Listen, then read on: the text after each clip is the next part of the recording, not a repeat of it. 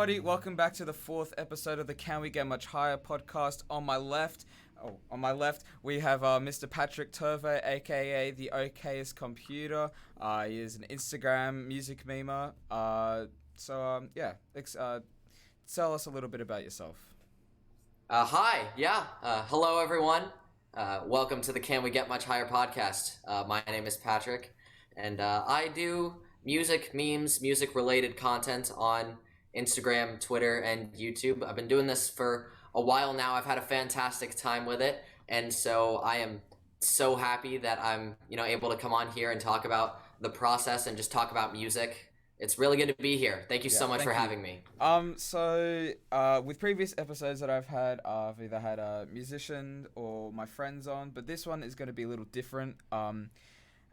Just because, we're both music nerds. I know you are a massive music nerd. I've seen your YouTube videos. Obviously, I've seen your Instagram.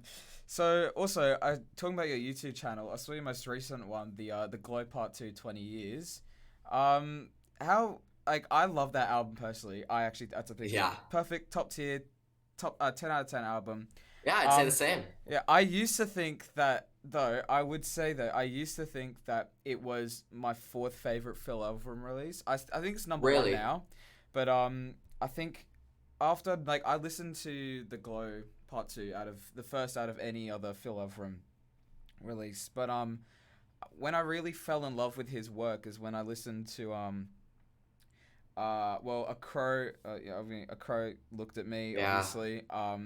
Although, as you said, not a very happy release on one of your vinyl things. No. One that is important to still talk about, as it's also Mount Eerie, the self-titled kind of. Sort of. Yeah. And then also Microphones in 2020. That's the album that really got me into the microphones, and then I think I just listened to the Glow Part 2 a lot more, especially those first three tracks, in my opinion, the greatest three-track run in any musical album. Yeah, I would actually say the same. I remember there was some Instagram community post I did a while back. Somebody DM'd me and said, what's your favorite three-track run? First thing that came to mind was those first three songs on the Glow Part 2. Oh, they're actually beautiful, bro. I think I can't actually say which one out of them is my favorite, because I just think they're all equally just incredible. I think actually pretty much. I sometimes I say it's Moon, and then the next I'm like, oh, it's the Glow Part 2. And it's just I don't know. It's just the album incredible. It's also Map is also an incredible song. Mm-hmm.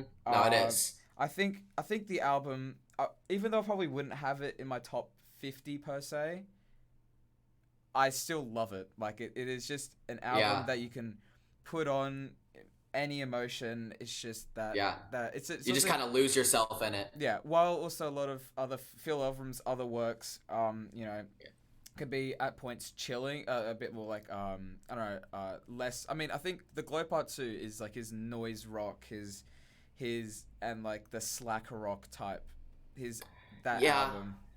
I'd say that's also done really well on, well, not slacker rock, but more of the noisier type of sound that he does. I think that's done really well on Wind's Poem. Which took a lot of influence from black metal music. I thought that he did a great job with that. I think that he's done better, but I love that he did an album where he just went full on into noise rock and his metal influences, because that's a very important part of a lot of his early work, including with the Glow Part 2. But that's mostly just an influence in it, and it doesn't show up a lot in full songs and in full albums. So I thought that having that be for so much of a project on Wind's Poem, I thought that was really, really cool. Well, even pre-Tess, there was his non-studio produced albums. I think it's quite. I think he goes on the Glow Part 2. I think he comes back to those old roots, but just makes it, I don't know, fantastic, right? Yeah, that's another thing that I really love about Phil is a lot of his music, or almost all of it, is about the past. He doesn't really focus on himself in the present that much. A lot of what he does in his concepts in the albums and just in individual songs is he talks about things that he previously felt, and he talks about himself in a past tense, and that's done a lot, like on Microphones in 2020. That whole Oh thing yeah, is him yeah, telling the entire story of the group.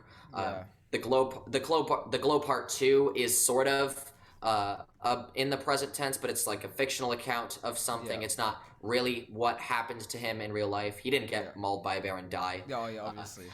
I and mean, so I think a lot of what he does is based around nostalgia and memory, yeah, and fondly remembering and not fondly remembering things that used to happen to him, and reflecting on his current feelings on those events. And I think that's one thing that made A Crow Looked at Me so impactful, is that he wrote every song in real time, yeah, oh yeah, as he recovered from his wife's death. yeah, And then he kind of offers, at the very end of the album, then he offers a retrospective, uh, mm, like open statement on this whole thing with the mm, song Sorry Moria yeah, and with Crow. So I think that was a unique take on that sort of looking back thing. I think it's something really interesting that he does. yeah, And another way that he does that is with musical callbacks to his previous work. mm, Like in The Moon, he had references to songs that he and his bandmates did with other side projects. There was a sample of one, I think it was on I Want to Be Cold, where he just directly took a vocal snippet from another band's song that he, or somebody that he knew had worked with. Like the Microphones in 2020, when it had the callback to The Moon.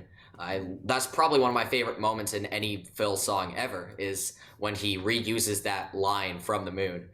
So yeah, I think that's something. Or no, it might have been, yeah, no, it was that he reused There's No End from the yeah, Glow Part 2 on yes, Microphones 2020, and he used The Moon on A Crow Looked at Me. That's what it was, yeah. yeah, So I think that that's something really cool that he does, and something that I really admire as a songwriter. It's really rare that somebody who has so many different, like, motifs and kind of laurels to rest on that he always uses in his songwriting. Oftentimes if somebody did something like that, it would always go stale. But I mm, think what makes Phil's writing so effective is he's always writing about something that just happened in his life. And mm, so as he lives and as he breathes, the Microphone's music and Mount Ear's music continues to thrive, because it is always changing, just like he is. yeah, And so he's always able to offer a new perspective on where his life has headed. yeah, 100%. All right, so you use I've seen you use Apple Music, right? You don't use Spotify, right? You use Apple Music. Yeah, I have used Spotify before, and I think it's great. I love the layout of it. Mm. I think that the playlists work a lot better on On Spotify. Spotify, yeah, I'd agree. But it's an interesting thing with Apple products. But, It's kind of a gateway thing. Once you use one, yeah, yeah, you have then to you find use yourself yeah, you find you have yourself to use incorporating every more and more yeah, of yeah, them into your everyday, yeah, until it's all that you rely on, and that extends over into streaming yeah, services. Like yeah. it's what's most convenient if you have an iPhone or I a also Mac. see So yeah. I also see like Apple Music also has a lot more availability. I mean, for example, Yeah. Joanna Newsom's albums I'm pretty sure on Apple Music. Yes, I love Which that. Being a huge Joanna Newsom fan. honestly, I'm gonna be honest. Like, I'm not actually the biggest fan of Joanna Newsom. I feel like it's an album that I should be into because all the people have like similar tastes to me in other genres. They're all like, "Oh, this Yeah. is one of the greatest albums I've ever listened to," and Yeah, I've the listened, amount of yeah, yeah, I've listened to the amount of East praise that you see in the community nowadays. yeah, Everybody loves East. yeah, It's all that anybody can talk about. yeah, Like, I mean, including myself, I yeah. love that album. Well, you gave it a 5. I I'm pretty consider sure, it to be didn't one of you? my favorites. Yeah, I think so. Yeah. I I think mean, so. Yeah. I think look, it's not that I don't like chamber folk or Mm-hmm. whatever. I just think or avant folk at that because I mean, Yeah. I feel like or like that folky singer songwriter, the new like the 21st century type folk singer songwriter, like people I think like people like Fiona Apple do it I think Yeah. a little bit better. Although look, I think I respect a lot of the stuff that Joanna Newsom does, but I can't find myself actually getting super into it even after listens after listens after listens. It's just something that I can't Yeah. actually get myself, I can't get it wrapped around my head. So which is annoying Yeah. because I know a lot of other people that like once you get into it, you'll love it, but I just haven't found myself getting into it. Yeah, I think that brings up two interesting conflicts when it comes to music listening. The first I'd say is wanting to love an album more than you actually love it. Yeah. I think it's interesting. I think a prime example of that I would actually say we talked about this a little bit before we started recording. My Beautiful Dark Twisted Fantasy by Kanye West. Yeah. After all these years, it still hasn't really clicked with me. Yeah. And I hate to say that because I understand like how important it is. I understand the praise that it's gotten. Yeah. And looking back on it now, 10 years later, I see that it was basically the thing that revitalized Kanye's career, Well, and it made him the artist that he was today. Yeah. And I get that. I love that. Yeah, but but I can't bring myself to love the music itself. And I hate to say that. Yeah. Because some of the songs are incredible. I know I still think that Power is Kanye's masterpiece. Damn. I mean, that song. Yeah, that's fair. Absolutely. Like there's really nothing else like it. Yeah. I know, like, all signs point to Runaway. I mean, because it's kind of my favorite song of all time. But yeah, keep going. Yeah, that's perfectly fine. Yeah. I don't know. Something about Power has always stuck with me. Oh, I love think Power. It's incredible. It's an incredible song. Yeah. I think it's the song that Kanye actually put the most work into, because in other interviews he said It is, yeah. This took 10,000 hours. Like, obviously not 10,000 hours, but like, because there's 25 people on it. It's like they put so much work into that. So because I think it's really that change. Because I mean, Dark Fantasy is, my opinion, one of the greatest intro songs. That's what I named it after the podcast. I mean, I think just that song. After I listened to that song for the first time, when I was listening to My Beautiful Dark Fantasy, that's kind of just what changed. Like, okay, this is what music really is. And then Gorgeous is a great follow up. But I feel like if Power was like if Power wasn't at that spot, I think it could have just slowed down. But because Power was there, and then it went into another epic song like All of the Lights, and then yeah, you're not a big fan of All of the Lights? Yeah. I mean, that's another one where like I see the redeeming qualities in it. I see why people enjoy it. Yeah. Being somebody who like pays a lot of attention to how albums are produced and mixed, My Beautiful Dark Twisted Fantasy, strangely enough, a lot of the songs don't sound that great. Some of them very much do. That's part of why I love Power. Like, you can tell that they put a lot of work into that song. Yeah. I can't think of a single issue that I have within Power. But with all of the lights, it doesn't work for me. Well, it sounds strangely like cheap, which is weird because there are so many brilliant people on that song. Oh yeah, I mean, so many huge names. Weird features though, like Elton John is on it. I mean, Drake was on it before they had their beef. I mean, actually, because there's so that was many, around the time Drake had gotten big. Yeah, that was around the time Drake had gotten big. But Take Care, the early mixtapes, and but it's also interesting though, because there's a lot of leaks, and there's like a full Kanye West like leak tracker of like thousands of songs before they were in their finished state, and the original version called Ghetto University of All the Lights, because it's that's the main line, had only Drake singing with them. Only Drake singing with them, and I was I didn't love that. But I mean, I could see that working. Like, Kanye and Drake, they do have an interesting relationship nowadays. But I mean, them working together on music, that can be something really, really exciting. Yeah, I mean, they were going to do an album called Wolves, but then obviously that never happened. They had the fallout. They actually had a couple tracks. I wasn't the biggest fan, but I also saw here's the thing, Kanye, like, what he does is that he creates this sound, like this complete unique sound, and then people don't like it, and then people come back 5 years later and like, how the heck did I not like this? Like, this is that's something interesting. Something with like Jesus and like T-Lop especially, like also on like Rate Your Music, I've seen like the slides of how ratings. So like Yeezus used to be like a 3.3 or something like that. Not even on the top 10,000 albums. Now it's in the top 1,000, and it's like it's 3.74, and it's like one of the most. The same thing with like The Life of Pablo. It's like 3.7. It used to be like 3.4. It's just interesting how people return to albums after reworks on Life of Pablo, or just I think people taking the sound of Yeezus and just not doing it as good as Kanye, people realize, oh wait, Kanye did this like amazingly or whatever. I just think it's interesting. I think that's something that, I think it's something that I think, growing on people is like Kanye's like specialty. Yeah, and I think that goes back to the second conflict of what I was going to say earlier, which is how our perception of music changes over time. Yeah. Like, you may not love East right now. You may not love certain Kanye songs, and we may not love certain Kanye albums, but I think that there is always room for growth and room for change. It's the thing that I say in every one of my videos. Yeah. Opinions change, opinions disagree, and that's totally okay. That's totally okay. Things are gonna change. And that, like, bringing it back to Kanye, going to like Donda. Yeah. I don't know. My thoughts on that album, they might change. I've seen it, and I was like, really?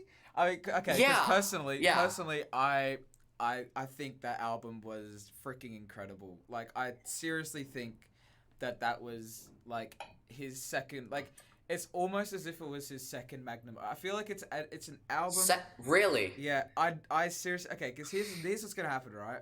I can already picture it. 5 years time, right? Because this has happened with every single Kanye album. People are just gonna be like, I mean, yeah, it's okay. They compare it to other albums, and then 5 years down the road, they're gonna realize this is nothing. This is better than a lot of the albums that people were, comparing it to. I mean, the fact that Certified Lover Boy is comparison to like Donda. Yeah, I don't get the comparisons with the two of those. I understand why they're kind of pit against each other because of how closely because of how closely released they were. They are the close proximity of when they were released. That was a bad move on Drake's part. Because even if it did end up selling a lot, it did great numbers. I feel like the overall reception of the album was doomed to fail as soon as Donda was released. It was an awful album anyway. I mean, like, I wouldn't say it was as bad as Scorpion, because Scorpion was... I would actually say it was I would say it's an improvement over Scorpion, but not by much. But not by much, no. I think Scorpion think Scorpion had higher highs. I think, like, although how popular stuff like God's Plan was, it is like a catchy, good, feel good tune. I mean, I'm not the biggest fan of Drake. I think I actually really like early Drake, like Take Care. Absolutely, yeah, me too. I think the weird thing about Drake is people often forget how great he used to be. Like, he was because I feel like fresh. He was such a fresh. It was just I don't know. It was just weird. It was like. Because I've listened to like recent Drake like views and stuff like that. Like, look, I get why people like it. It's catchy, but for actual music nerds, it's just something that it's just like there's just so much better stuff that's even in like in that pop rap scene. I mean, like, would you rather listen to you could compare something like Iridescence or any of the Saturation albums, and it's just like it's a better pop rap record than Drake. And then there's like Mac Miller with like Swimming is like people, I don't know why, but people were like, oh, Mac Miller's the new Drake or whatever. It's like, but Mac Miller's just better. Like, I think the weird thing about Mac Miller is it's the total opposite. It's about how much people used to hate him. Yeah, for sure. Because he was like that white rapper, and now he's praised as one of the best rappers. I mean, in the 2010s. I mean, like, seeing him go. But the thing is, right now, I feel like that's totally warranted because of with everything that he did from watching movies with the sound off and Good AM onward. I feel like that makes perfect sense. Yeah. And I think that, I mean, I liked Swimming. I didn't love Swimming because it was kind of flawed in a lot of ways. I say kind of because a lot of it could be easily forgiven by how great like all of the songwriting is. But yeah, I think the reason why people love Mac Miller so much is because of his progressive improvement over time. Even if I didn't personally love Swimming as much as some of his other albums, having Swimming with Circles to complete the vision, it Yeah. made perfect sense to me. Yeah. And I think I hate to say it, and this happens with a lot of artists after their passing. I think it took us losing Mac for us to fully For actually, realize yeah, he's how actually how how great brilliant he he actually had was. become. Yeah. Yeah, it's sad because I actually feel like Circles was probably my favorite Mac Miller album. Yeah, So I would say. it's a Oh, actually, I would. yeah, Okay, I think it's his best album. I still think yeah. Faces is his best release, though. That's I fair. think Faces I actually is amazing. I love Faces. So like, so I think Swimming and I think Circles is his best, and Swimming's also really good. But Yeah, I think I really do think that Faces is I actually never listened to Faces until I finished all of the albums, and I was like, yeah, look, like he's a great artist, but he doesn't have that like standout apart from Circles or whatever. So, but yeah, because when I Circles was really something yeah, special. oh yeah, 100%. But and then when I listened to Kids, I was like, oh, that's cool. He has a nice mixtape.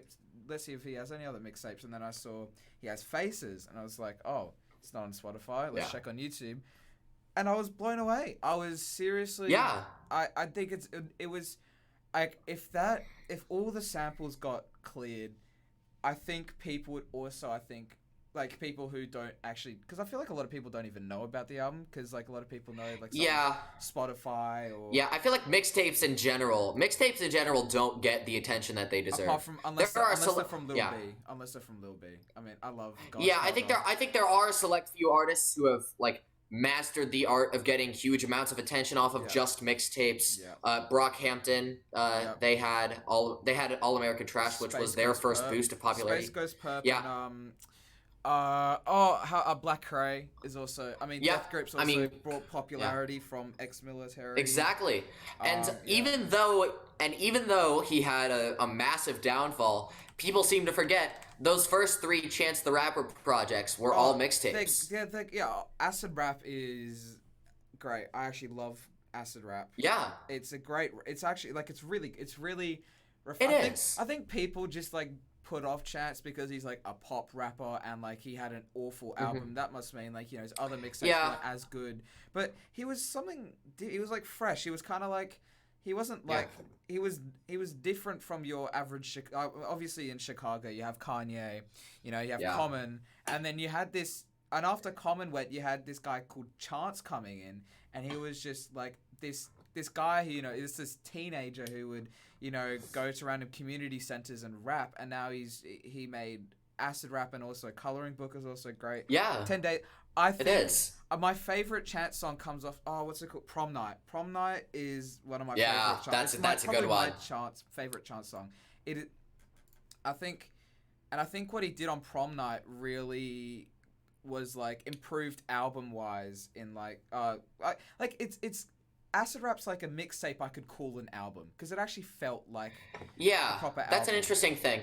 I think it's weird, kind of bridging the gap between what makes a mixtape versus what makes an album. Because like on a technical level, like purely like logistically speaking, a mixtape is like an album that is put out for free, often Yeah. on the internet.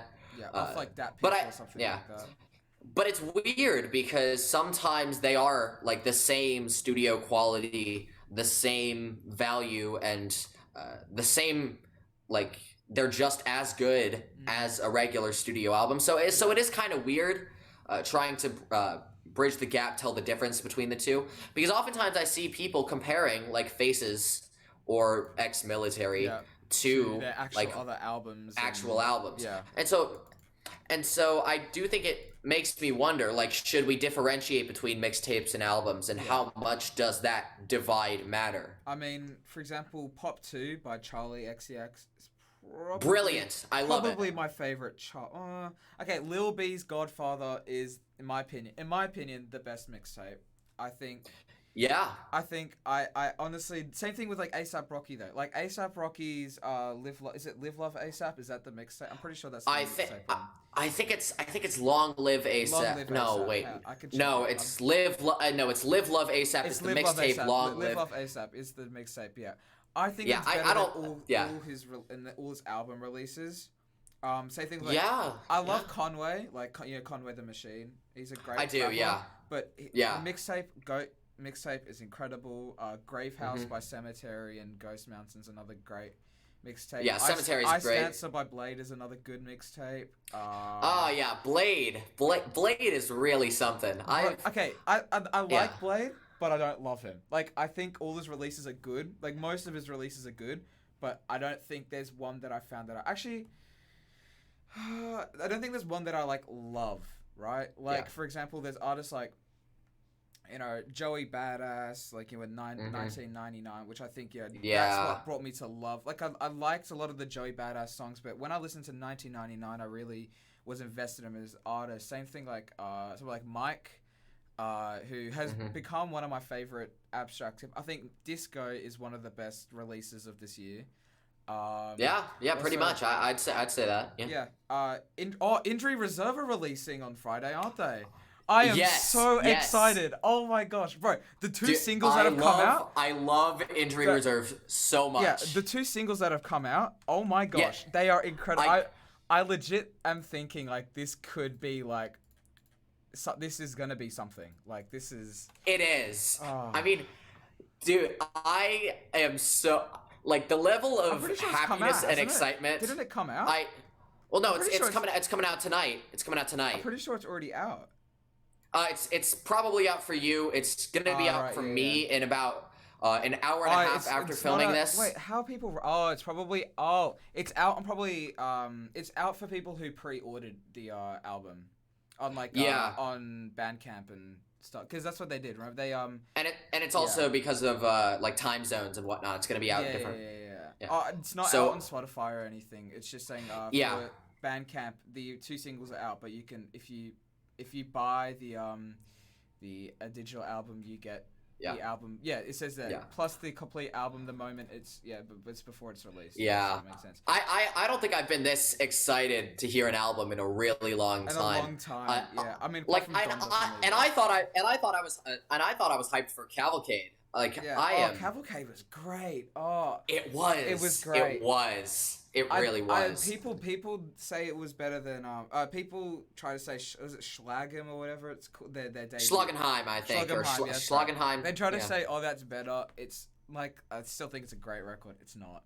I just think. Yeah. I think Cavalcade is just better. I think the thing about Black Midi is as those two albums age, and I'm not saying that these two sets of albums are similar in any way, but I think it's going to be kind of like a Blue and Pinkerton situation where those two are always going to be going head to head, and they're going to be like divided among fans among which one is better. Yeah, I mean, I'm actually Weezer. I'm not a big fan of. I only like. Really? Okay. I only like the White Album and Pinkerton.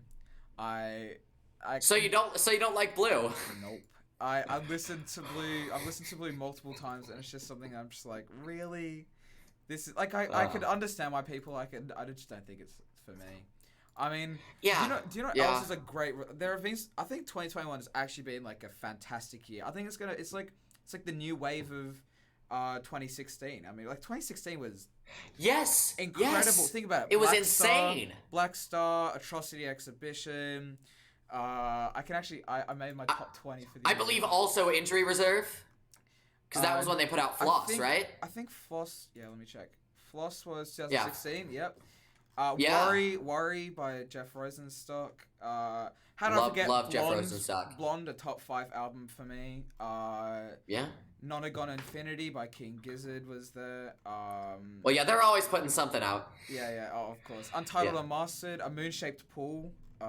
Awaken My Love. I have been obsessed with A Moon-Shaped Pool for about a year now. It's probably been the album that, like, statistically speaking, I've listened to the most. I've seen on your tops I always see A Moon-Shaped Pool. I'm like The replay value of that album is great. insane. A lot of people say Daydreaming's the best song. I would say probably for me, it's probably True Love Waits. I think that's my favorite. Yes. I think it's it is. incredible It song. is True Love Waits. It is the best. It really is. Bro, 2016 was fantastic. I mean, we got it from was. here, the Tribe Called It Quest was. album. Malibu from Anderson .Paak. Yeah. T-Lop. but I think Yeah, 2021, 2016. 2021 is like that new wave. I mean, think about it. You have the Injury Yeah. Reserve album's going to be incredible. People are already saying it's going to be incredible. The Little Sims record was fantastic. Oh my god, that album was so good. I feel like it was. For me, Donda, Call Me If You Get Lost, Cavalcade, Rainbow Bridge 3. Yeah. Yeah. And Center Get Black Ready. Black Country New Road album. Center Floss, Get Ready. Yep. I just think got 2021. Yeah, I talk about Genesis Owusu. Oh, for 100% sure. I think me and my dad talk about Promises, by Farrah Floating Sanders Points. and Floating Jesus, Points. man. Yeah. Brilliant. The new Low album, Hey What, that came out recently. To see it. Yeah, to see the next part of Dream by Paranol again is another great. Yeah, Paranol is really something interesting. Yeah. I'm very excited to see what Paranol does. Yeah. Bright Green Field by Squid. Yeah. Okay, that's something interesting. Yeah, Yeah. I love the Turning Wheel. Yeah. But talking about Bright Green Field, I noticed that during our conversation so far, you've referenced Rate Your Music a lot. I use Rate Your Music a lot. It's like my right. So I've only started using Rate Your Music. I've seen. In the past couple of months. I'm not super well versed in it. I'm not that good at like navigating it. I don't have a lot of ratings on there. I mean, but I mostly just go there to monitor the 2021 charts and see how it changes. Yeah, I mean, because seeing this Little Sims album be above a 4, which is a very rare feat for an album nowadays. Well, it's like me and Dad. That's what I was about to say. Me and my father. We both. Because he also uses Rate Your Music. He got me into Rate Your Music via my uncle, who started. He's been using it since like 2012. I've been using it since like October last year. Wow. But I use it a lot. Like I've got like 4,500 ratings or something like that. That's quite a lot. No singles. If you rate singles, you're weird. You can't rate singles. I think the only single that I would rate is probably "Wouldn't It Be Nice" by the Beach Boys, just to keep it at number 1. Keep it at number. Really? I mean, actually, just to keep it at number 1. 90210 by Travis Scott was about to be. It had like 4.6 or something like that. Really?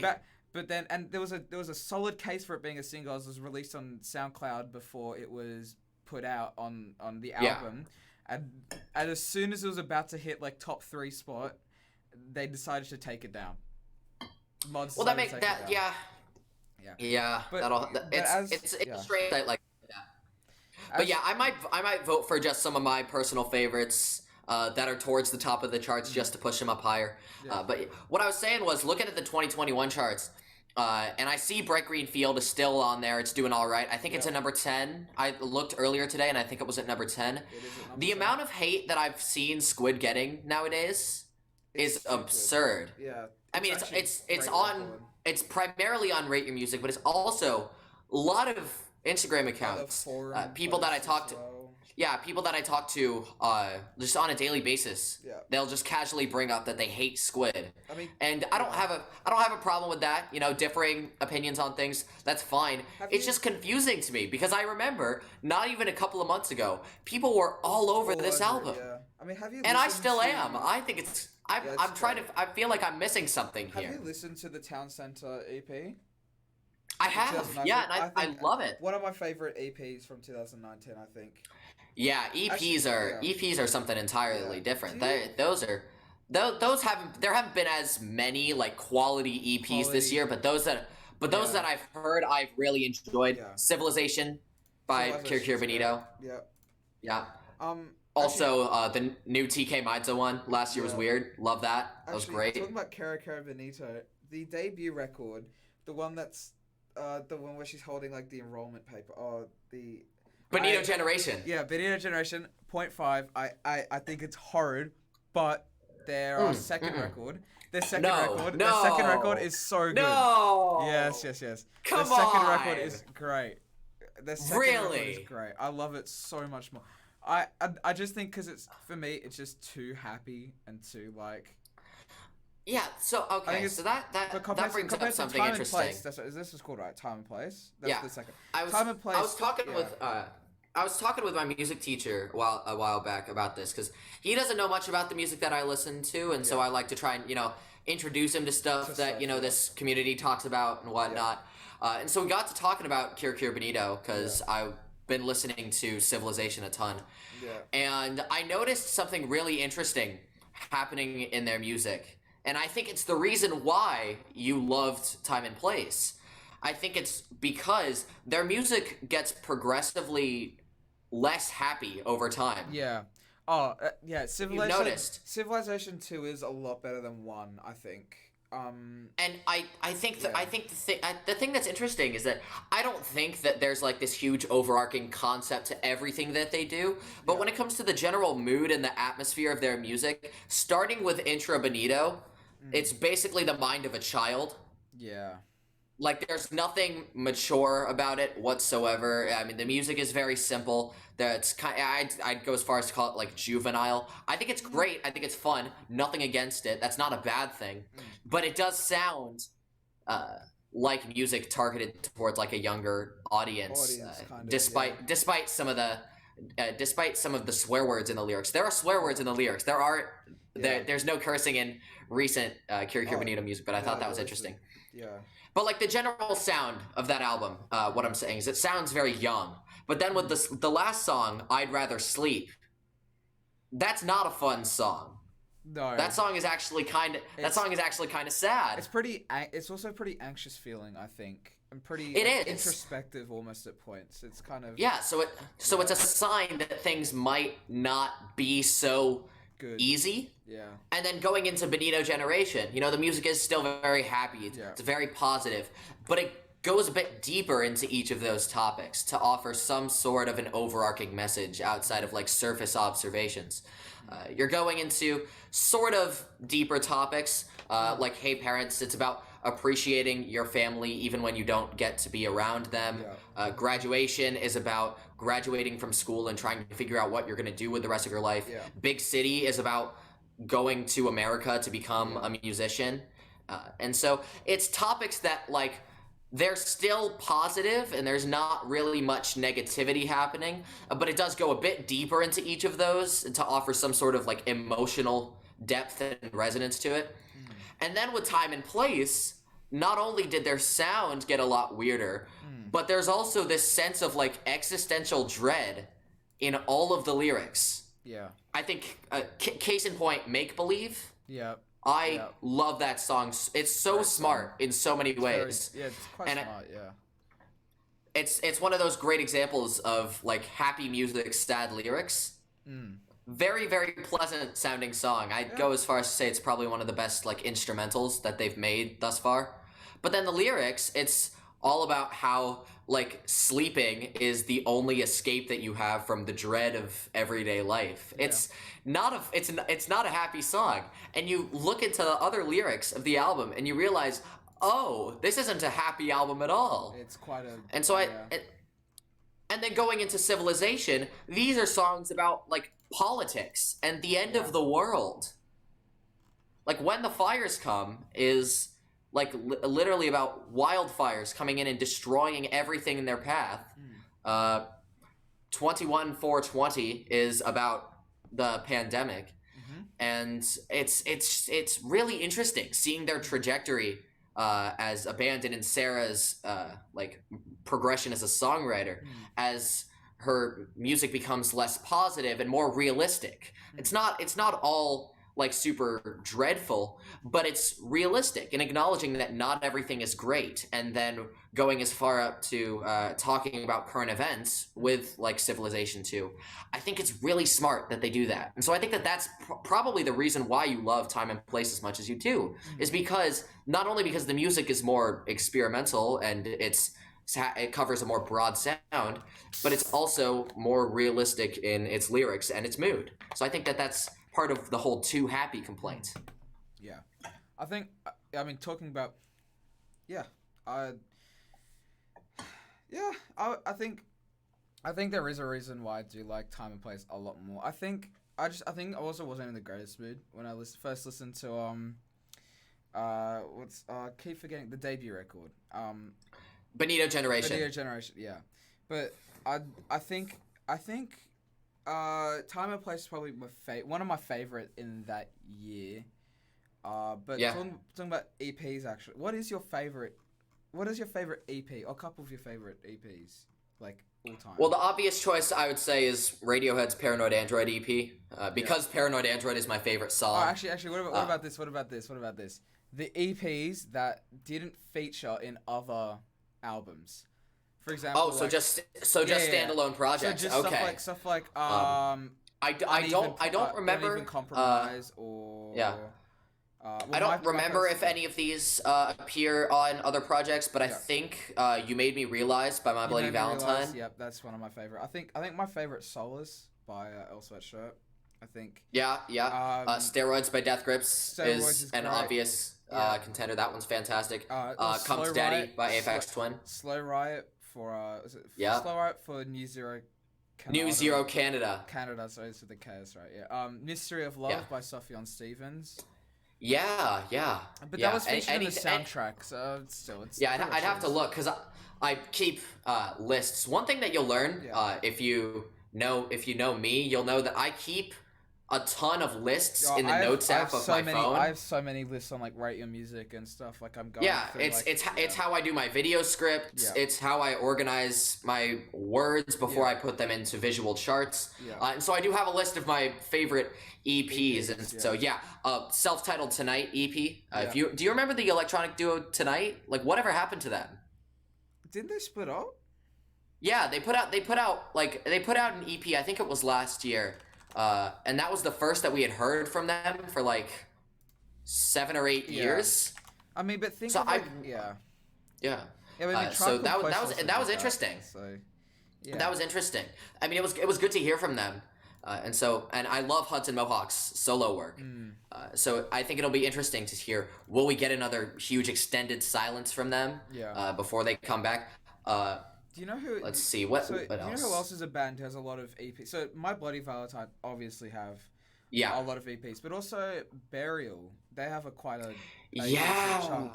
Like the Kindred EP. Yeah. Also Group. I'll be completely honest. Yeah. I am not very well versed in Burial's work. Yeah, I just know that they have a lot bothers of me. EPs that are good. Yeah. I love I love Alltecker's Alltecker's standalone EPs are great. I love Alltecker. They're great. the Fugazi EP. Sort is of, great. yeah. That's Yeah, the sort title. of a technicality because it's sort of considered a single and sort of considered an EP, An but EP, Yutameki in the Air by Fishmans. Yeah. Oh yeah. How do you feel? Wait, do you like Fishmans? By the way. I love sorry, Fishmans. Did you wait? How? One of the first videos I did on the channel was talking about. Yeah. Wait. Have you rated Long Season? Yes, I believe I did a 4.5 for that. I used to think Fishmans is better than 98, 12, 28, and then I re-listened to them. Considering, and I was like, what? considering that Long Season is, I think, one of like my 5 favorite songs ever made. Yeah. I definitely considered giving it a 5, but the only reason that I didn't is because I prefer the live version. The live version. Yeah. Yeah. I mean, I think Fishmans are probably my second favorite artist of all time. I love. Yeah. I don't know. Actually, wait. Hang on. Talking about EPs, what do you think of How to Leave Town by Car Seat Headrest? Is it really an Car EP? Seat Headrest? Because How to Leave Town is like, isn't it like over an hour long, and it's like an EP? It is. Yeah. And I understand why it was considered an EP. Yeah. I mean, it definitely does not flow Like too well as like an album. And I'm sure that a lot of the diehard fans are gonna come after me for saying that. I don't think that any of those songs would work in the context of an album. And I don't. It feels like a compilation of cuts of like from. Especially because this is sort of a lukewarm take, maybe hot, maybe not. But the ending of Dramamine, terrible opener.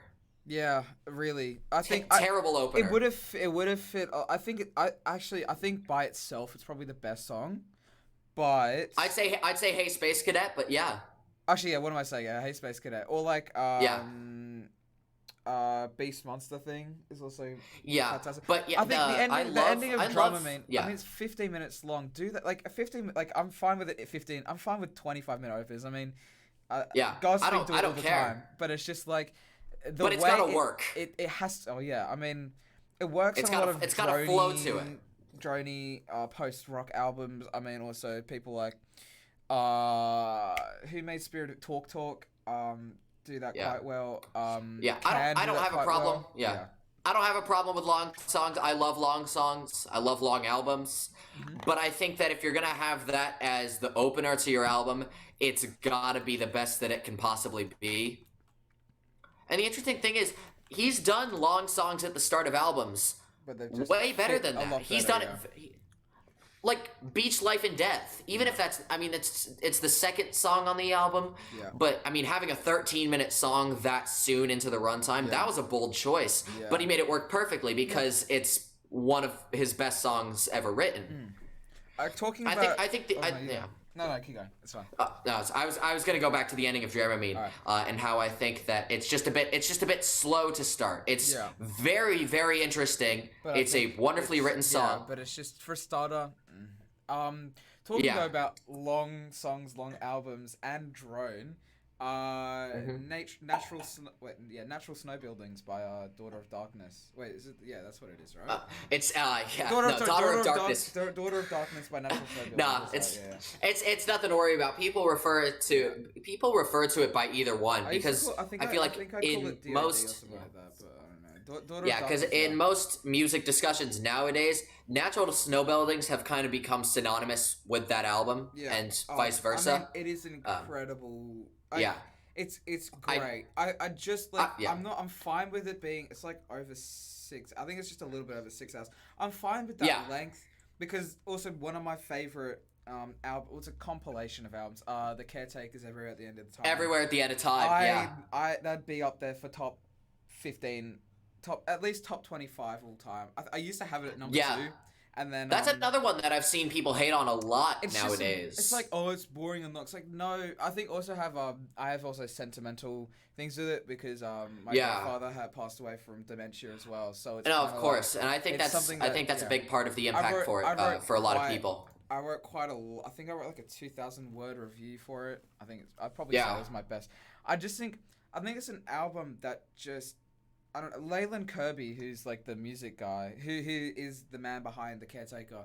He's also done obviously other really incredible albums, but I feel like what he did with this is like he's like, look, I'm gonna give you 6 albums, right? And sure, by themselves they could be good or great, but when they're put together, it's perfect. It's a masterpiece. Yeah, you know, it's the same it thing, is. Yeah. Double albums. Well, it's not even it's a sextuple album, but double albums. Sextuple album. Yeah, it's 6 of them.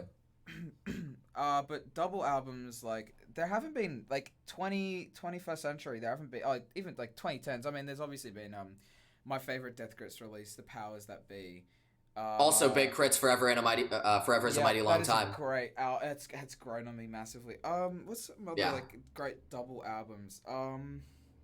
In recent memory or just of all time? Just recent memory. All time, there's too many, honestly. Yeah. I think... Yeah. The double album is really hard to pull off. Yeah, especially. Have you heard of Mid-Air Thief? I have, yeah. I love Crumbling. I don't know. I just decided to pick it up. Now Crumbling's great. Yeah. It's a great record. But yeah, it seems like the double album. There seem to be less and less people trying doing it right. Do it. Yeah. I mean, it is a huge undertaking because you're giving people. JPEG Mafia could do a really good double album. I mean, he's definitely delivered long albums. He sort of did it with the Ghost Pop tape. Yeah, I mean, that was really just one main album and then a whole bunch of bonus tracks. Yeah, true. Yeah, but I reckon Tyler could do a really good double album. He kind of did do a double album, but it's just kind of like a really short double album. Like they're just 20-minute. Yeah. I think the thing with JPEG Mafia is his ideas thrive on that, like, they never last. He's always going from one idea to the next, always keeping you on the edge of your seat, always keeping you excited. His songs have gotten shorter and shorter over time. Yeah. And while some may think that is a downside because you do get songs that might feel a bit like underdeveloped, I think it's an interesting way when it comes to the album setting. I think when it comes to trying to create like a cohesive like 40 to 50-minute project, Yeah. and you have a bunch of like 2-minute songs, Yeah. I think that can work really, really well. It doesn't always. It has worked. I mean, like, look at Jay Dilla's Donuts or something like that. It's 31 Yeah, tracks. I mean, 33 minutes. I mean, Donuts is also, amazing. I think actually, well, I would say I think All My Heroes Are Cornballs is a 5 out of 5. I just love. I think it's just grown on me over time. Jesus Forgive Me, I'm a Thought is one of the greatest songs I've ever heard. Yeah, and I definitely say it's one of the greatest song titles I've heard. Oh, it's such a great. It is. Overall, it's such a great opener as well. I mean, it is. Nobody really like for example, someone like Death Grips, right? Sure, there are contemporaries, but nothing is like kind of similar. Like to their specific sound, like there's definitely contemporary. The thing is, I think like there's that. The thing is, JPEG Mafia himself, Peggy has said he doesn't like being compared to Death Grips. Yeah. Oh yeah. Have you seen the Anthony Fantano thing? It was I have. It's hilarious. So good. And it's funny because he's doing it because Anthony Fantano's fans are the ones who are trolling JPEG Mafia as well. So he's I don't know. It's funny, and he goes off. He's like, "Don't ever compare me to MC Ride or whatever." Yeah. No, I mean, it's funny, but it's also true because I think that just goes to show how unique both of them are. Nobody knows how to compare either of them. I would say like who else is in the same bubble but just still completely different? Lil Ugly Mane / Travis Miller. Oh, I didn't think about that. Okay, I love. Talking about double albums, Third Side of Tape. Great double album. Ooh, yeah, that's a good one. That's a good one. My favorite from Lil Ugly Mane. A lot of people would say like Third Side of Tape or like Mr. Thug Isolation or. I'd say Mr. Thug Isolation. I would say Oblivion Access. I think it's one that just really. Yeah, that's fair. That's a quality project. It's so good. I think. But really, it did actually remind me a little bit of how creative someone like JPEG Mafia or Death Grips are. Like experimental hip hop, right? If it's not like a genre per se, it's just like it's when they take it's just when the creative like it's taking something like experimental rock or hardcore hip hop or just anything like taking hip hop but then adding other genres and like industrial hip hop, industrial rock and stuff like that, like. Or I mean, Third Side of Tape, the Third Side of Tape. Sorry, the Powers That Be. The first album is just Bjork samples. And it's I love that. I think that's one of the best things they've ever done. Yeah. I think side 2 is better. I think that like on a purely conceptual level, I'd probably say that first disc is one of the most brilliant things I've heard done with an album. Yeah. Like not even if I don't think it's the best, I think like purely like conceptually that is brilliant. I love that so much. Yeah. Because nobody's making music like Death Grips are. Nobody ever has and nobody ever will. That's part of what makes them so enticing. I was saying what Zach Hill's the sampler, right? He's the drummer. Drummer. That's right. Yeah. What Death Grips do is sampling, and what they do with hip hop, what they do is sampling and drumming in general, and their production wise, I think it takes a lot more hard work than it is to like master a guitar, like to master the guitar. Like sure, they are hard, but the thing is, right, they have nothing to like be like, oh, let's take inspiration from this. They went from scratch and built up to becoming one of the most, I don't know, and people have tried to sound like Death Grips and no one just can get it. Yeah, I mean, you hear that everywhere. Yeah. I mean, they're a very influential group. As strange as they might seem, like they are everywhere in every sound. Yeah. All kinds of rappers and electronic groups, even right down to people like Genesis Owusu, people that you wouldn't hear that connection in most places, but like there are certain songs where you're like, oh, this is Death Grips, and it goes to show just how far they've come and how far their influence has gone. Military and like Yeah, that's a Spread fascinating Eagle, album. or like Guillotine, or my favorite Take on Deathion, Yeah, I think that all of those songs or do something. Beware. I Yeah, think they're all fantastic, and yeah, they're all. But what they and I think personally that's my third favorite release from them. Um, yeah. I'd say I'd the same. I'd still wait. Didn't you put No Love? Oh no, No Love Deep Web was your last. Yeah, I still haven't gotten used to that. Yeah. I want that's another thing. I Yeah. feel like I want to love it more than I actually Yeah, do. I It is same not kind bad. of the It is not bad at all. it was the same thing with me, but I think I Yeah. just got a little used to it. The more that I just listened to other Death Grips music in the past, this is okay. Yeah. I have this theory because my dad is a massive metal head. He loves prog rock. He loves. Me too. Yeah. He was like grown up. He wasn't grown up in it. He just decided to have metal, and he loves it. Right, it's his number one. He's not a Right. big fan of hip hop, right? So Okay. we've been listening to hip hop records together. That's great. Love Started that. off with My Beautiful Dark Twisted Fantasy. He thought it was fantastic. Of course. Gave it a 4 Yes, out the of turning the 5. tables approach. And then we listened to Pimp a Butterfly. Yup. Although not hip hop, we listened to Blonde. We've Yep. listened to The College Dropout. Like Yep. Water for Chocolate. By Common. Oh, yeah, that's a good one. Little Brothers, The Minstrel Show. Oh, okay. We've also listened. Yeah. So we've been listening to like whatever, right? So I think. Yeah. But my dad has never liked hip hop, right? Oh, we listened to Matt. He Really? gave Mad Vilnia too, so it's a bit. Oh no. Yeah, but no. but seriously, like he's really grown. Like I think, but what we've been talking about is that the more that, because here's the theory we came up with. The more, so he listened to My Beautiful Dark Twisted Fantasy first, right? The more Right. that you take yourself away from Kanye, the more you realize, man, this guy is like just does it better. Or he's just really really good. I think like in the field. So for example, like Water for Chocolate, right? Like it's got amazing. It's one of the best musically produced hip hop albums, right? Jay Dilla. Yeah. Personally, I'm more of a Resurrection fan myself. I love Resurrection.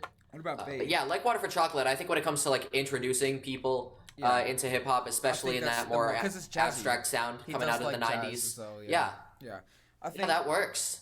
Yeah. And he's just like, look, it's fantastic produced wise, but I feel like just Kanye just does it better. I'm like, I mean, yeah. I think even though I would say Jay Dilla is the best hip hop producer of all time. I just think like, I mean, people forget about Jay Dilla's other work. Like obviously, there's Donuts, but he also, his work for he did stuff. work for other artists. Slum Village as well, like the whole. Also, his work with the Far Side. His work with the Far Side is insane. I love it. Yeah.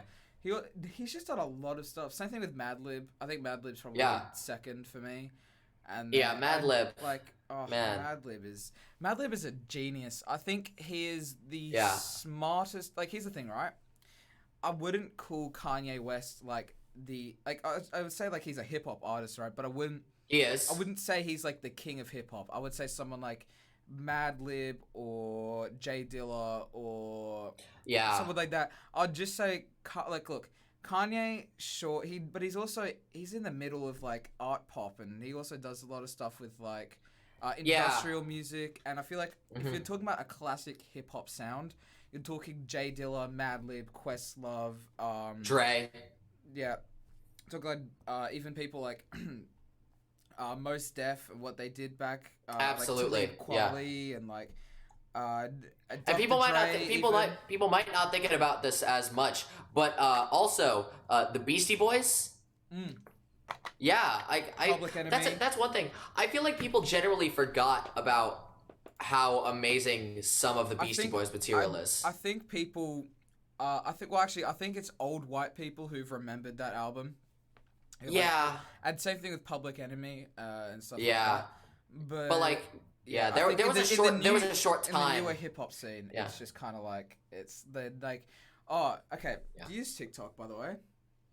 I do. Yeah, I do. I do Have you use seen it. like Rap Talk and stuff like that? So there's It's a nightmare. It's a nightmare. It really is, because it's the same 50. It's the same 25 albums. They've listened to 20 different artists. Well, just put the thing is, Yeah. the thing is, I feel like we could extend that same criticism over to every corner of the internet. Whether it's the same thing that people have been telling me about my page and my taste in music ever since I got started. They claim that they claim that I've ripped off my music taste from all these different specific even, sources, like, people, and that's fine. Yeah. Like, people That's said, that's fine. Yeah, really, I've come to accept that. Because I know that they're wrong. I feel comfortable in my taste and in who I am. Yeah. But then it makes me wonder, like, why is that a bad thing? Yeah. Like it just yeah. it just seems kind of trivial. Yeah. Like, hey, you found out about this album on a very popular website that a ton of people use. You found out about this. Found out about this album from a very popular person who recommended it to you. Yeah. That's very bad. And so it just makes me wonder, why do we care? Yeah, it's like, I'm not mad about it. Like with I'm radio music, I'm not gonna disagree with them. Like, they're not wrong. Yeah, like people who say that stuff, they're right. And like when you said that, it made me think, yeah, you're right. But then it makes me think, why is it a bad thing? Like, why do we care? Yeah, I mean, like with my rate your music like I've got a lot of my tastes right from like rate your music and stuff like that, and it's like, and people who know of rate your music be like, oh, you get a lot of your favorite albums from rate your music, and it's like, but why is that a bad thing? Like, and I've also heard people yeah. And I've also heard people still use the insult of people pulling their music taste from like 4chan and MU. MU Essentials. Which is weird because why do people still use 4chan? Who uses MU Essentials anyway? Like, well, yeah, why do people use 4chan anyway? So and outdated, also, and also, since they're a website that is like, they've harassed me on multiple occasions. Yeah. So why would I want to use that website? Yeah. Why would I support that? Who uses 4chan anyway? Like MU Essentials was cool in like 2015. Like, the last time it was cool. Yeah, 2015 when they added To Pimp a Butterfly and whatever. Or like 2010. That was progress, I guess. Yeah, I mean, but if you even look at like the 2010 list, they changed 2 albums, which is like, which is My Beautiful Dark Twisted Fantasy, because that was like the new essential Of album. course, yeah. And then there was I'm pretty sure the Big Crit mixtape, Crit was here, was added on to the, and there was the Have One on what's the Joe and Newsom record? Have One on Me. Yeah, Have One on Me, and then there was also the Paracletus record.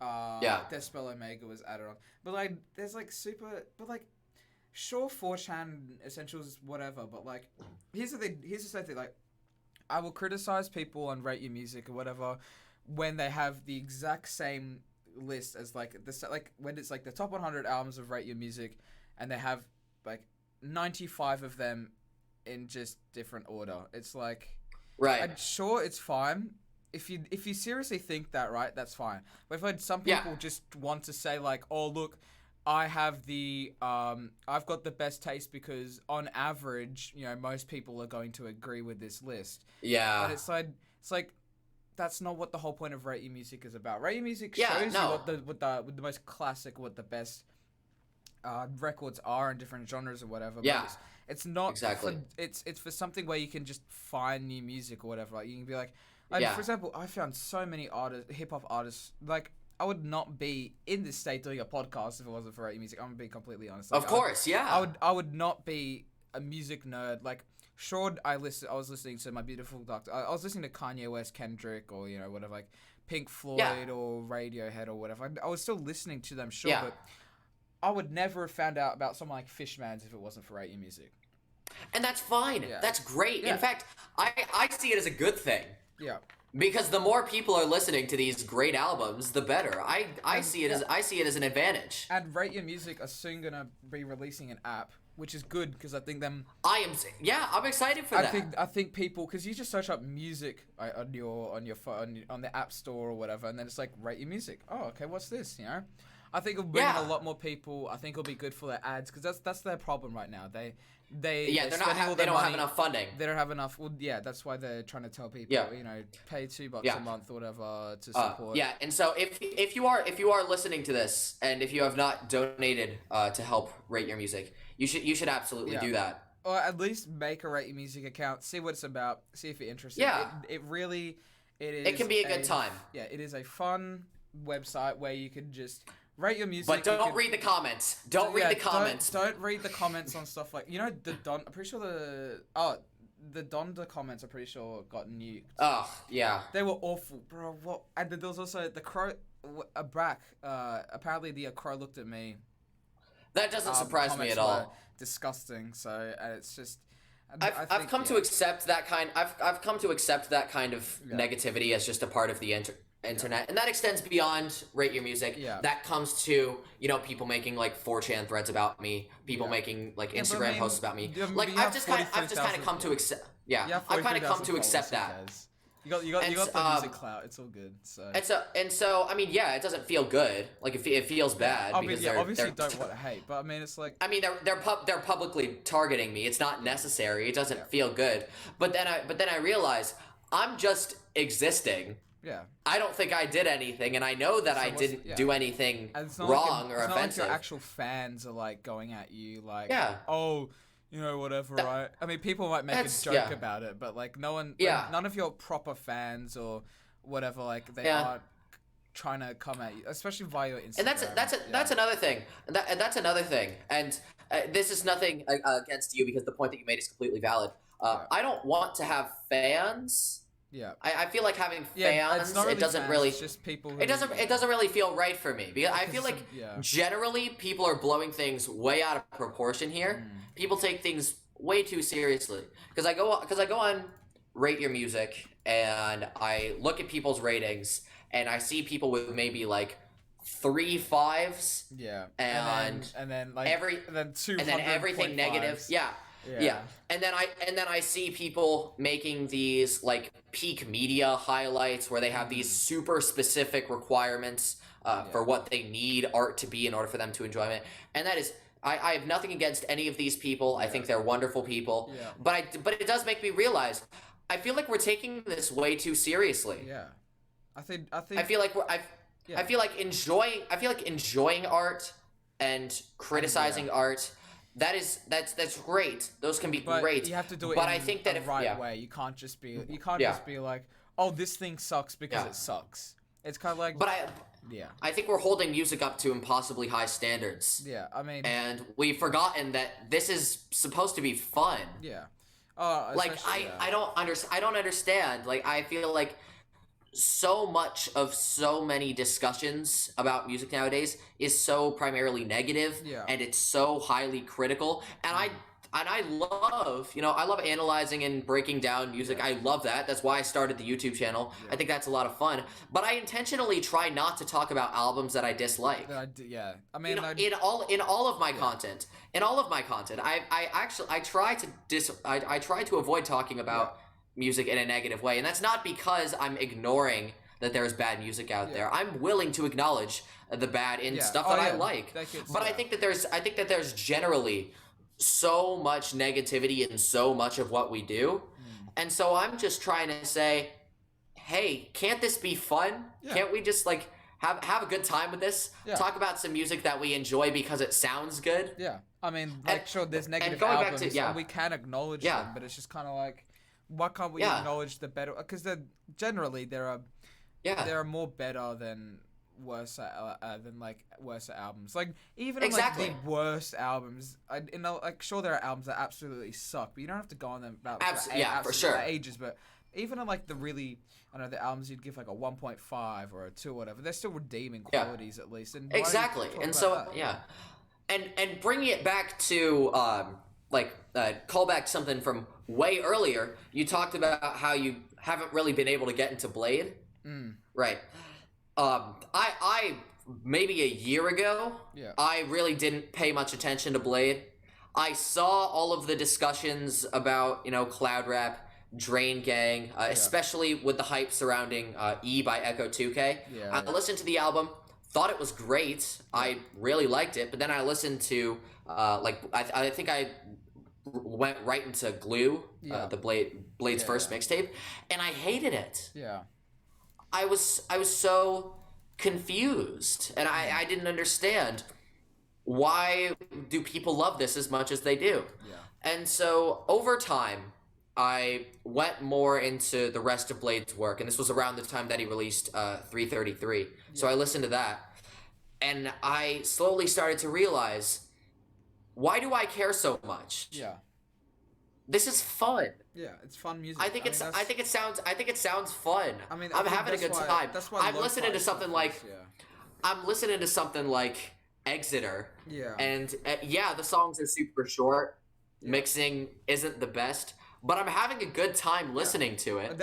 So why can't I just focus on having a good time? Well, that's how I rate feel my like stuff. yeah. I rate my stuff. Yeah, like I have 5 means that I came out of it. It was transcendental. You know, I was in the sky. I was having a great time. Whatever. Then that I don't rate it on the music per se. Like, sure, like the music is important to it, but like it's very important. But the main point is like sure, like for example, for something like East, right? I can respect the music. I think it's a great the way that she puts together the music is fantastic, but the overall reaction, like the overall you know, feeling out of it, did I come out of it, you know, did I enjoy all of this, or like did I just think it was like this or this? Like the whole point is not for music to be like everything has to sound like this. It has to be exactly like this. It's about this specific feeling that you get out of the music. That's why lo-fi rock is. I'd sure stuff like, you know, Neutral Milk Hotel or whatever. Sure. Why did I forget his name? Jeff Mangum. Jeff Magnum. Like for sure, like his voice isn't like the greatest. He's not always on tune all the time, but that's not the point. The point is it's the feeling. Yeah, it's the feeling that you get out of it. The feeling is there. And that's actually part of why I love East so much. Yeah. I don't love Joanna Newsom's voice. Yeah. I don't think she's an amazing singer. I think she has a really cool and unique voice. Yeah. But there are some issues with the way that she sings that I don't really love. Yeah. But then I focus on the lyrics, I focus on what she's playing, and I focus on how it makes me feel. That is. And I realize this is making me feel things that very few other albums have before. Yeah. And I think that also extends over to other artists like Bob Dylan. Like people Bob Dylan. 100%, Bob 100%. Dylan is not a good singer.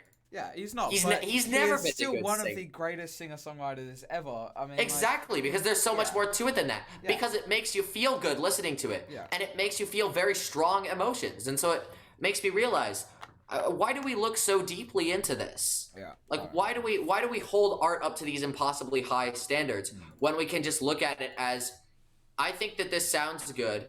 Here is why. Yeah. I love these lyrics. This is why. This makes me feel good. This is why. Yeah. I feel like we're taking things way too seriously, and we need to realize this is a community to talk about the music that we like. Put it seriously when you're doing it in reviews or whatever.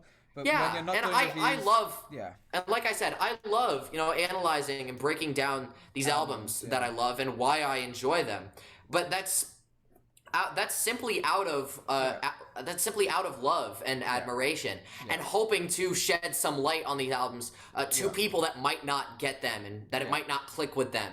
Yeah. And so it's basically just me saying, hey, I really love this album. If you don't, that's okay. But here's why I love this. Yeah. And that's actually the biggest reason why I did the Young Lean video. Yeah. Because a lot of like very strict music critics in websites and in YouTube videos and even on like places like Rate Your Music, they judge Young Lean's music very harshly. Even though I really love Stars, I think it's a great record. Yeah. And so then I realized I want to talk about this guy. Yeah. I love his music, and I just want to explain why I think it sounds cool. That's really all there is to it. Yeah. Because I mean, yes, there is like depth to his lyrics in certain albums and certain songs, especially on Stranger and on Stars. But like for the most part, I just think his music is fun. So how about I just talk about music because it's fun to listen to? Yeah. And that's also why I did the Weezer video. Because a lot of Weezer albums not that good, but it's fun to talk about and it's fun to listen to. Yeah. And it also that video helped me realize how much good Weezer material was out there that I was completely unaware of. Yeah. And so I think that as a whole, we need to realize what exactly we're doing with our perception of art. Yeah. And that the whole reason that we started all of this, the whole reason that I started the OK's Computer, was to just share the music I like because I think it sounds cool and I want people to listen to it if they haven't heard it. Yeah. And I think that as a whole, the community just needs to get back to basics. Yeah. And everything is always changing and evolving. Yeah. People are moving on to the next fad, the next big wave in what's popular. And I get that. I love that. Change is good. I encourage it. But I think that in our morals, in the standards that we hold music to, I think we need to just realize that this is supposed to be fun. Yeah, it's meant to be something that it's not meant to be taken too serious. Like, sure, it can be serious at times, but it needs to have that, it needs to have some breathing space where it's just kind of like, this is, it's take music for what music is. It's not like a test. It's not like you're rocking up to it, stressed out, being like, oh, I have to make sure that it sounds like this, it has to be, every single thing has to be right. It's just, let the music do what the music does. If you like it, you like it. If you don't like it, you don't. That's it. Yeah. And there's nothing wrong with, being analytical. I love it. I think it's fun. Like, you can make a 9-slide Instagram post about why the self-titled Red House Painters album is peak art. Yeah. But then you can also just be like, hey, this Drain Gang song, that sounds cool. I'm gonna listen to it because it's fun. Yeah. And that's really all there is to it. That is all. If I feel like listening to the Glow Part 2, and then I feel like listening to like Olivia Rodrigo or something because it sounds fun. Yeah. I don't care, and I don't see why anybody else should. Yeah. I think variety is good. Yeah. And I think that it's good that we acknowledge we can like music because it's deep, and we can just like it because it sounds good to our ears and because it makes us feel good. Yeah. And I think that's another reason why I love Benito Generation. Yeah. Because in all of this, pop music that's getting more and more cynical and talking about breakups and tragedies and negative everything, there's Benito Generation talking about fish and trampolines, the little things that bring us joy in life. And so I think there needs to come a time that the people in the community, be it on Instagram or Rate Your Music or YouTube, I think there needs to come a time that we all just need to slow down. Yeah. And we all just need to relax. Yeah. And we just need to realize why we love music to begin with. Yeah. All right. Well, it's over an hour, nearly about to hit 80 minutes, but it's okay. It's what the point of the podcast is. Thank you, Patrick, for joining us. Yeah. And, no, it's been great talking to you. Yeah. Yeah. Thank you. All right. Peace.